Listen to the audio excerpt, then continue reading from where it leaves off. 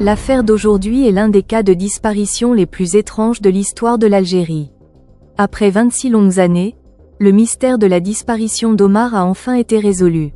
Mais avant de commencer, comme d'habitude, j'ai deux petites demandes. Éteignez la lumière, mettez vos écouteurs, et allons-y pour cette histoire. Le garçon que vous voyez ici s'appelle Omar Ben Omran. Il est né en 1982 dans le village de Guédid, situé en Algérie. C'était un enfant ordinaire, vivant avec sa famille modeste et pieuse. Cependant, tout a changé en 1998, l'année où je suis né. Un jour de cette année-là, Omar est sorti de chez lui pour aller à l'école, comme il le faisait tous les jours. Mais ce jour-là, il n'est jamais rentré. Sa famille, ainsi que tout le village, l'ont cherché, mais en vain.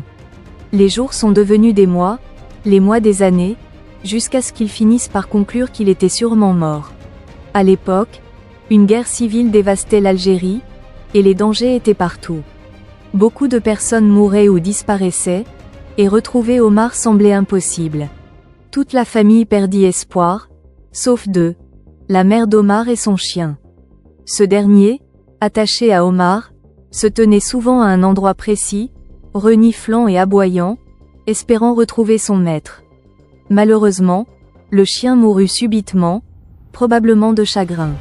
Quant à la mère d'Omar, elle ressentait qu'il était non seulement encore en vie, mais aussi qu'il était proche.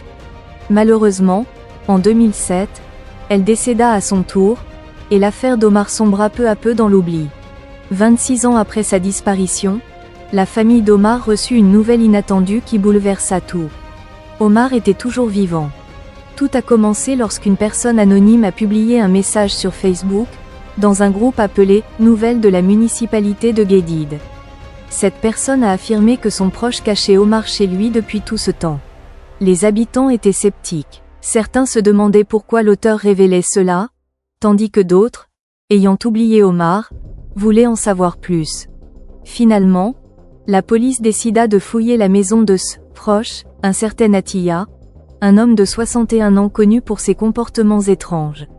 Bien que dévot et fréquentant la mosquée, il vivait seul, achetant de grandes quantités de nourriture sans explication. Après des heures de fouilles, la vérité éclata lorsqu'il découvrit Omar dans une fosse, les jambes attachées, caché sous du foin. La scène était terrifiante. Omar, en état de choc, ne pouvait pas parler, même en présence de sa famille. Il fut emmené à l'hôpital pour des examens.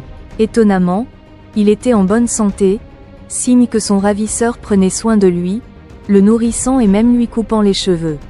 L'affaire devint virale, captivant non seulement l'Algérie, mais le monde entier. Beaucoup se demandent pourquoi Atiya avait fait cela. Les rumeurs vont bon train, certains parlant de sorcellerie, d'autres de syndrome de Stockholm. Les enquêtes sont toujours en cours, et la vérité complète reste à découvrir. Atiya a été arrêté, ainsi que 6 complices qui savaient mais n'ont rien dit. Cette affaire nous rappelle que l'instinct parental est souvent juste. La mère d'Omar n'avait jamais perdu espoir, et aujourd'hui, son fils est enfin libre.